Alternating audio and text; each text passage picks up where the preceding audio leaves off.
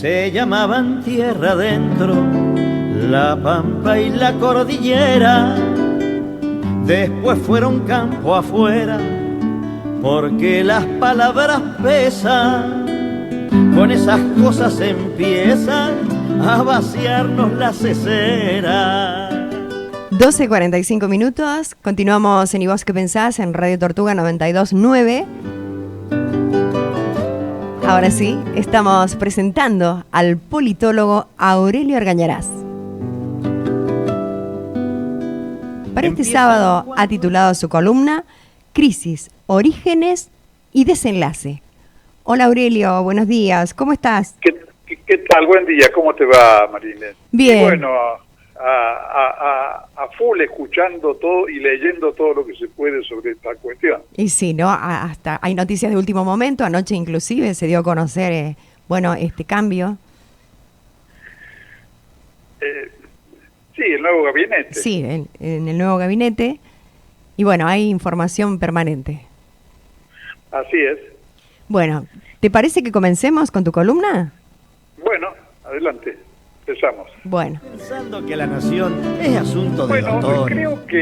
Creo que el orden expositivo no puede empezar nada más que por dar una somerísima interpretación de los resultados electorales, que son los que han desencadenado toda la situación, ¿no? Claro, el resultado de los pasos, sí.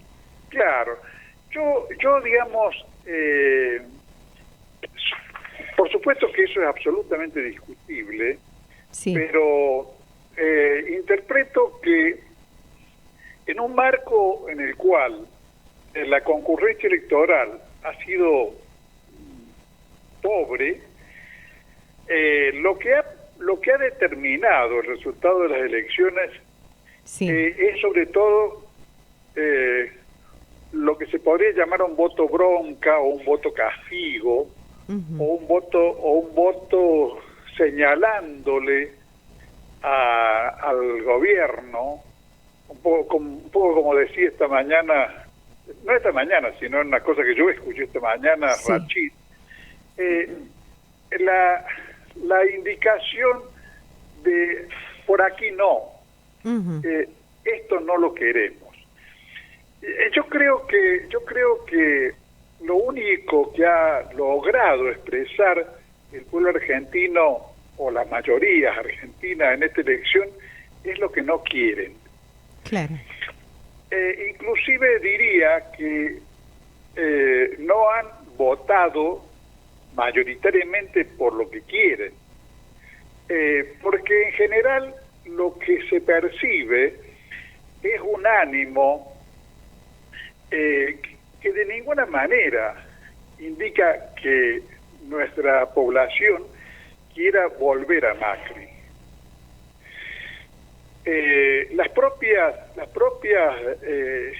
digamos, estudios de prestigio, por ejemplo, muestran que el prestigio de Macri está por el piso.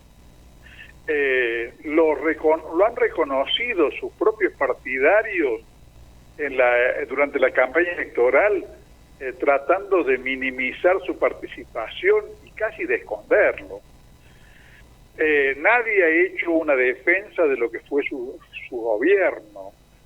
Y si bien hay un intento por acomodar y cambiar las figuras, elevarlo a Rodríguez Larreta, digamos, en sustitución de Macri y cosas por el estilo, creo que no se puede decir de ningún modo que la oposición neoliberal que encarna Cambiemos goce de buena salud y tenga buenas perspectivas hacia adelante. Tampoco me atrevo a decir que esté garantizado su fracaso próximo, y particularmente que esté garantizado su fracaso en las elecciones de noviembre. Pero sí me animaría a decir que hay una altísima probabilidad, depende también de cómo actúe el gobierno, de que las elecciones de noviembre sean otras elecciones. Como si, digamos, corrijan o rectifiquen esto que pasó en las elecciones de las PASO. Bueno, después, como siempre ocurre, tras una derrota, se desató una interna en el frente de todos, todo el país lo conoce, estoy simplemente resumiendo lo que todos sabemos, y una búsqueda de los motivos por los cuales se sufrió una derrota. Es muy fácil, mejor dicho, cualquiera que señale que hubo límites, defectos o errores de concepción en el plano económico, y la verdad que cuenta con muchas posibilidades de estar diciendo algo acertado. Es decir, siempre es posible imaginarse que el gobierno podría haber hecho más en ese sentido, ahondando el déficit fiscal, porque otro recurso no había, y llegando con un auxilio a los desocupados, a las pequeñas empresas, a todos los que estaban paralizados por la pandemia, con una especie de auxilio mayor.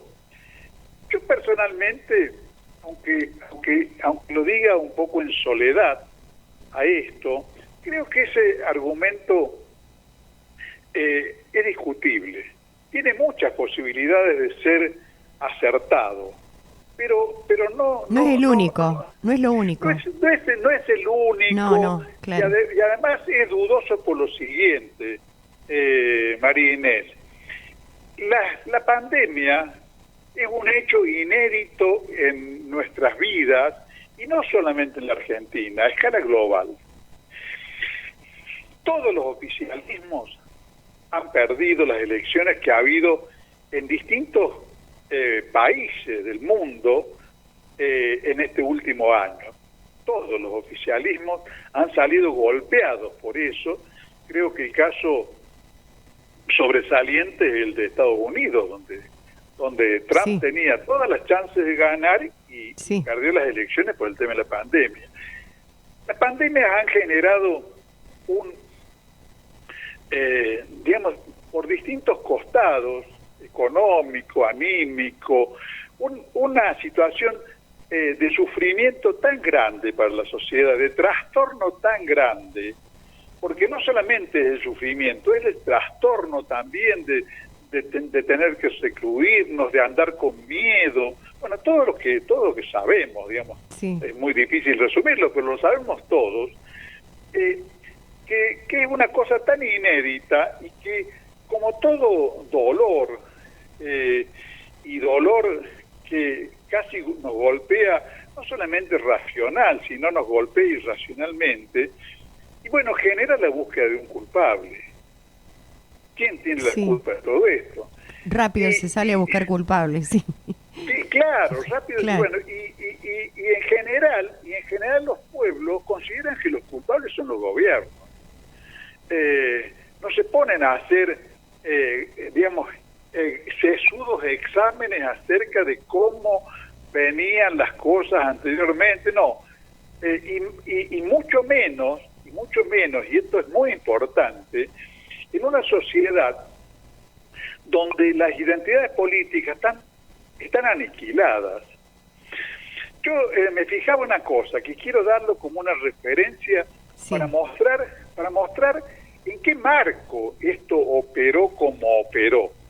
En el año 50-51, la Argentina sufrió una sequía espantosa que prácticamente redujo a la mitad la producción de cereales y particularmente de trigo, y el país tuvo que comer pan de centeno.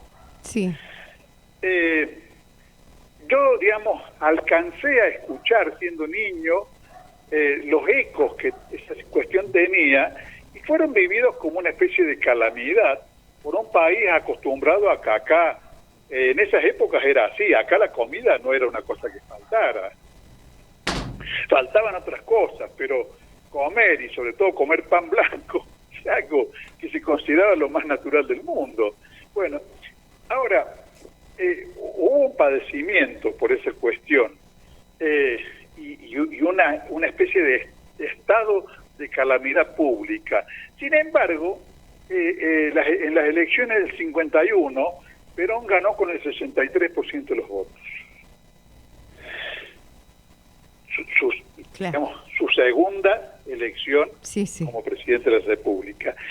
Ahora, claro, para un pueblo como el que en ese momento estaba claramente identificado con una política, con un gobierno, con un líder, bueno, una calamidad no le iba a hacer cambiar de poncho, así como así. Estas situaciones que golpean a los oficialismos en todo el mundo, en cambio, ocurren en un momento en el cual en muchos países, pero particularmente en la Argentina, hay una crisis de la representación política. No ha dejado de haber gente que sea una población numerosa, por supuesto. Individualidades hay muchas, pero en las mayorías populares ha dejado de haber una identidad firme de, bueno, nosotros somos peronistas, nosotros somos radicales. Eso estalló en el 2001 y no se ha reparado. No, para nada. No. Entonces, en ese marco define una especie de cuerpo político débil. Y uso la palabra cuerpo a conciencia de que eso de alguna manera nos remite al cuerpo humano. Y un cuerpo que está débil, que tiene bajas defensas, y bueno, cae ante cualquier bicho, y a lo mejor en condiciones de fortaleza puede atravesar sin caer por una peste. Bueno, acá el país estaba débil porque Macri lo dejó en la lona, y la pandemia agravó eso. Yo no lo digo para disculpar al gobierno, porque creo que en este momento, más que disculpar o culpar, hay que hacer el esfuerzo de entender. Ahí está, claro. Sí, entender. Entender cómo son las cosas. Hay demasiada confusión para sumarse al coro de los que premian o castigan. Totalmente de acuerdo, sí. Primero hay que entender, entender. Y hay que entender que, por ejemplo, a pesar de que es cierto que se pudo hacer más en el terreno económico, no nos podemos olvidar de que cada cosa que se hacía acá costaba tenía un costo y digamos, suponía esfuerzos, saltar por unas carreras de obstáculos tremendos. Por ejemplo, creo que todo el país que más o menos sigue los acontecimientos políticos recuerda los trámites infernales, maniobras, acuerdos, búsqueda de los votos necesarios que exigió sacar el impuesto a las grandes fortunas. Sí. No, fue una cosa, digamos, realmente agónica, desgastadora, digamos, juntar casi voto por voto, negociar con 1 millón de fuerzas políticas para poder sacar eso. Ahora, un juicio liviano y apresurado podría decir, ¿por qué no lo sacó Fernández por decreto? Pero yo tengo muy serias dudas, o tengo una firme sospecha de que si el gobierno hubiera hecho eso, inmediatamente se hubiera encontrado con un veto de la Corte Suprema. Claro, sí. Ahí están, claro. Porque las cosas están así, tenemos una Corte Suprema entregada al poder oligárquico y al establecimiento de los super ricos. Entonces, si la ley no era una ley gestionada y aprobada por el Congreso, inmediatamente hubiera habido presentaciones y la Corte Suprema hubiera declarado inconstitucional a la ley y hubiéramos sufrido, en lugar de tener un impuesto para proveer recursos a una situación dramática, hubiéramos tenido simplemente un trámite fracasado. Ahora, ¿a qué se debe?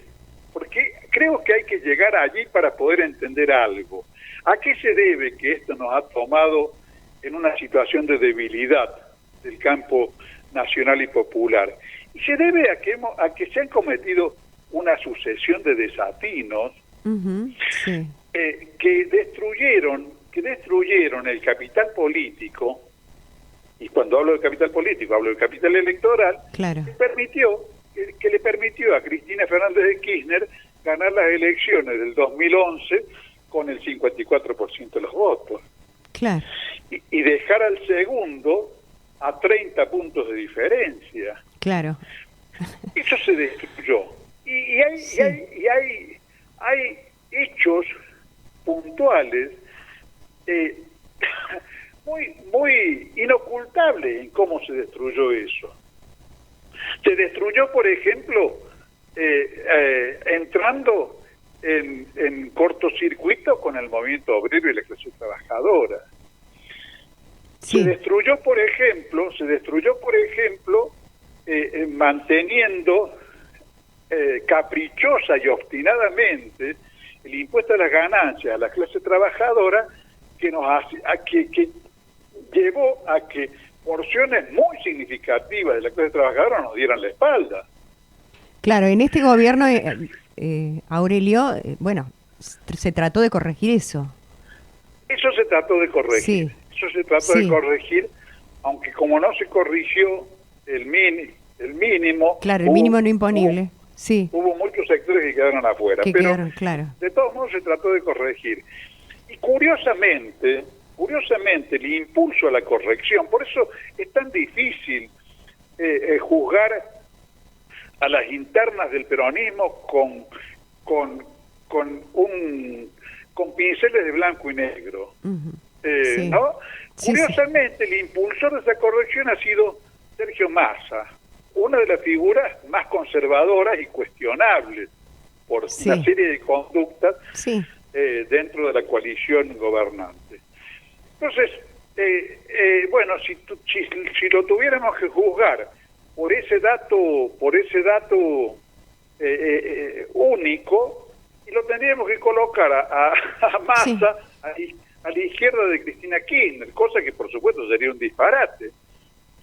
Pero lo tendríamos que colocar a la izquierda porque realmente lo de Cristina con el impuesto a las ganancias fue tirarse un tiro en los ovarios. Y entonces, para colmo de males, después de haber hecho en ese sentido un daño a la fuerza electoral con la cual contaba el kirchnerismo, se coronó la tarea boicoteando la candidatura de Scioli, cometiendo errores o actos premeditados que favorecieron el triunfo de Macri en el 2015, con todo lo que eso ha significado de dolor para el país, de dolor y de hipoteca, porque no es que se fue Macri y se fue el dolor. Se fue Macri y nos quedaron años y años de pagar una gigantesca deuda externa, de remontar la pérdida de 250.000 empleos formales, o sea, de tener que... Macri significó algo parecido a las famosas plagas de Egipto, y de las plagas de Egipto no se sale simplemente porque la plaga se vaya. El cuadro de devastación que dejó, todavía persiste, y además, para colmo, llegó la pandemia y lo agravó. Claro. Entonces, creo que es un momento para hacer un examen completo de los orígenes, es poco lo que se puede decir del desenlace momentáneo que ha tenido la situación.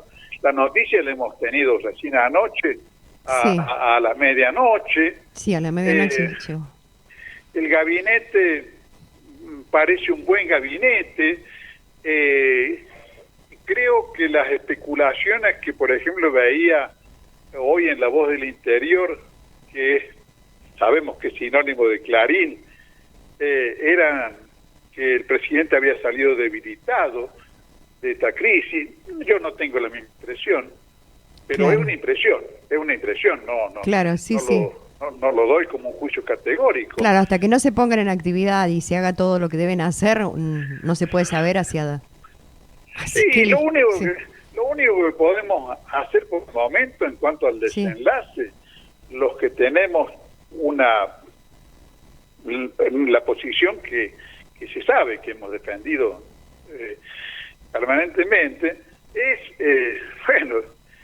sentir que hay una especie de cosa de alivio y que podemos tener una humilde esperanza, como dice el tango, de que esto se encamine positivamente y el gobierno pueda mostrar hechos que mejoren su relación con la sociedad argentina rápidamente. Totalmente, sí. Pero de todos modos, creo que hay que buscar llevar adelante un examen mucho más de fondo de todas estas cuestiones. Porque este es un país sufriente. Yo, digamos, lo he dicho muchas veces, pero no me canso de repetirlo. Este país vive sufriendo frustraciones una tras otra desde 1955. Toda la política, salvo momentos que son excepciones, toda la política argentina ha mostrado un fracaso tras otro. Por eso la gente no cree en los políticos. Hay tanta gente que no cree en los políticos en general. Porque los argentinos tenemos derecho a tener la aspiración de que la política nos permita tener una vida donde trabajar rinda frutos, donde se pueda trabajar, existe el trabajo, donde podamos tener una estabilidad material y anímica, donde podamos prever el futuro, por lo menos en las grandes líneas, saber que si uno digamos hace correctamente los deberes, después aprueba. Apruebe el examen. Y esto del mundo del trabajo, Aurelio, ¿no? También creo que el país como país que estamos dentro de esta globalización, nos debemos un gran debate. Se habla de 6 millones de personas que están por fuera del mercado laboral. Y claro, ¿Y cómo se maneja un Estado con esa irregularidad cuando, por ejemplo, da en el caso que fue la pandemia, de dar algún beneficio si ni siquiera estaban incluidos dentro de lo que es un trabajo regularizado? Entonces, pero además todo eso agravado, Marine, y creo que eso es una fortuna que sea así. Este es un país que vivió épocas muchas mejores, porque si acá hubiéramos vivido desde hace 100 años con sectores enormes en la miseria, de alguna forma la miseria se hubiera transformado en el paisaje naturalizado, pero afortunadamente la Argentina no es un país que conviva resignadamente con el drama, tiene bronca, no convive pacíficamente con la miseria, con la angustia, con la inestabilidad, tiene bronca. Quiere que la política resuelva estas cosas. Y bueno, ahora tenemos que examinar todo, porque, porque por ejemplo, yo una de las primeras cosas que me preguntaba después de escuchar los resultados electorales es ¿por qué razón? Con esta pregunta termino, que no la puedo responder en una columna de radio. ¿Por qué razón un movimiento que tiene docenas de miles de militantes, de adherentes y demás, no tuvo sensores con ese, ¿no? Termómetros con los cuales tener información clara, directa, de lo que estaba, del estado de ánimo que existía en la sociedad, y qué podía pasar con eso. Claro, lo que pasa es que el estado de ánimo, bueno, más allá que estamos mencionando esto de que la economía no es lo único, pero sí es importantísimo, Aurelio. Yo creo que hay mucha gente inclusive que dice, no es que el gobierno no dé algún beneficio, lo que pasa es que no mejora nada, porque no... Claro, pero yo digamos, en este punto que estoy tocando, dejo a un costado el tema de qué fue, qué factor tuvo más incidencia. No para contradecir el argumento, que es muy atendible, de que lo fundamental fue el drama económico, sino porque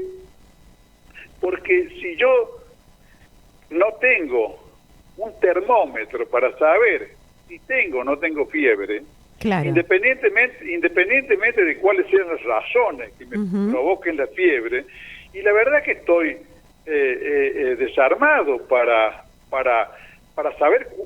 saber cuál es la realidad.